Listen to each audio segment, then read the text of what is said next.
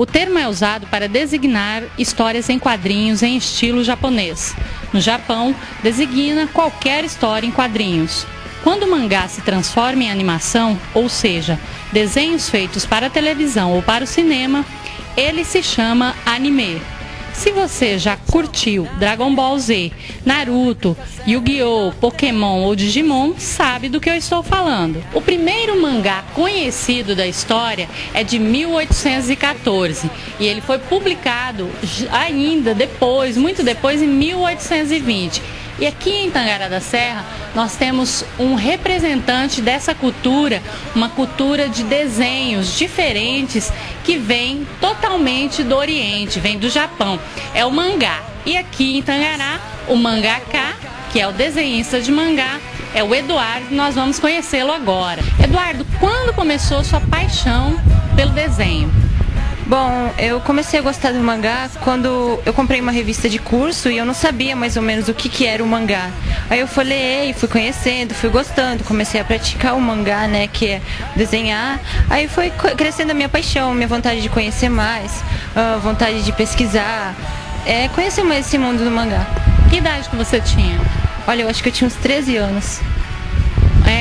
Quantas revistas de mangá, mais ou menos, você tem hoje, entre cursos e histórias?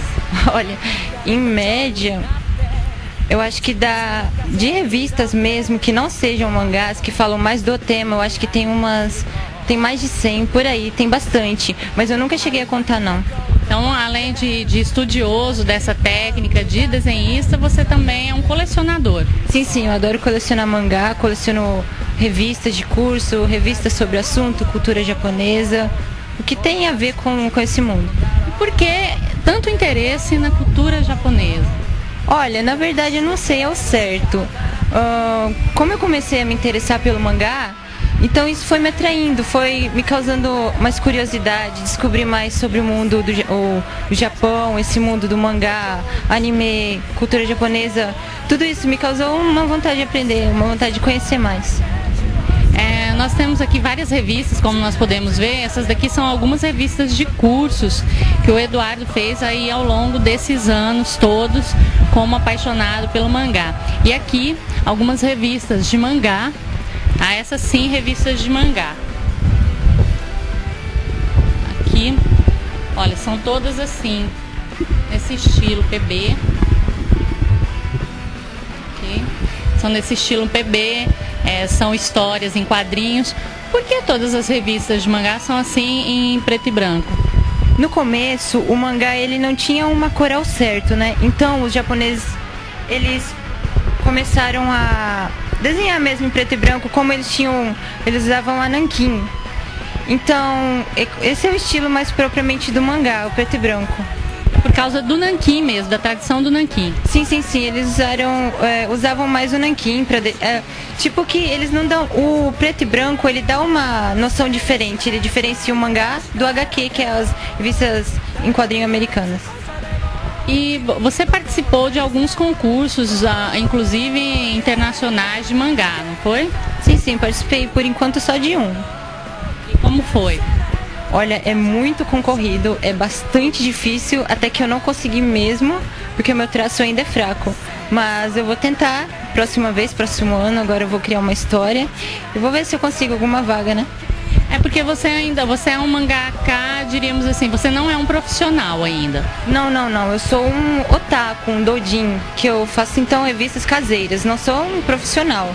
Eu ainda estou praticando, mas eu pretendo chegar na perfeição ainda. Mas dentro de concursos dessa área, você já foi um dos premiados aí, não recebeu premiação, inclusive, porque o pessoal achou que você era profissional, não foi isso?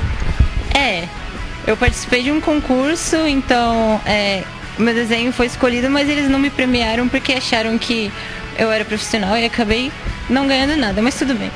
Estava no amador e era profissional e te consideraram um profissional. Aí consideraram. E você não conseguiu recuperar, provar que você realmente era amador? Olha, para eu conseguir recuperar ficaria difícil. Então eu deixei quieto para deixar o próximo concurso aí. Bom, você como amante da cultura japonesa, você esteve em São Paulo há pouco tempo, conhecendo o bairro da Liberdade. Qual foi o sentimento de estar tão pertinho ali dessa cultura tão maravilhosa do Japão, daquele bairro maravilhoso, com aquelas ruas todas num contexto oriental, restaurantes, decoração, tudo que te lembram realmente, você parece estar andando no Japão.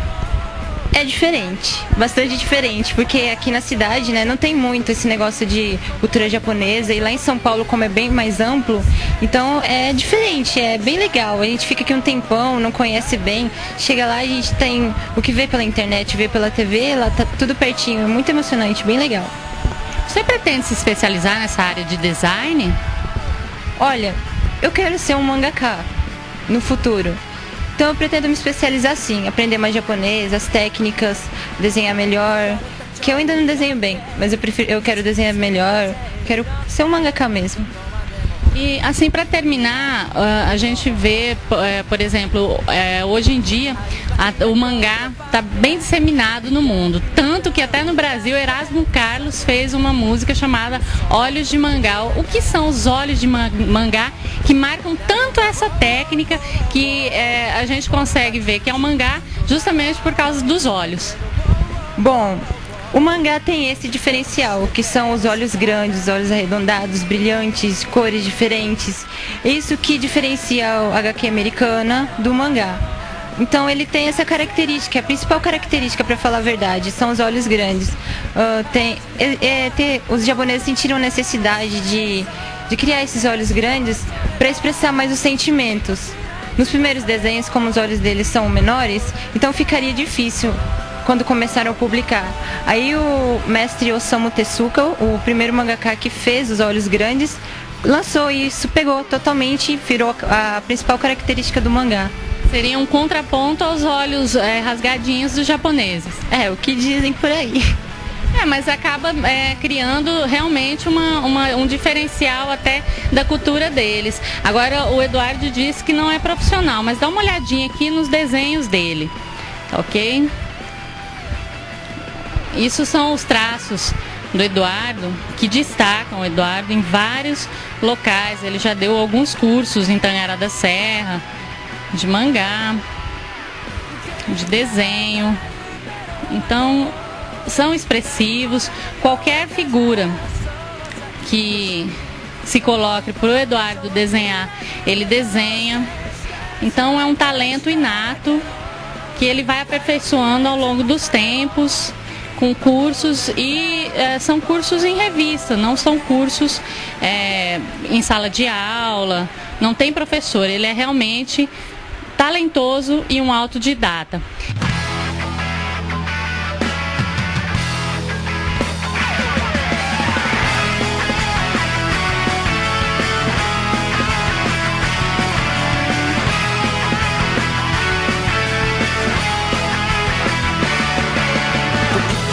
蝶になってきらめく風に乗って今すぐ君に会いに行こう。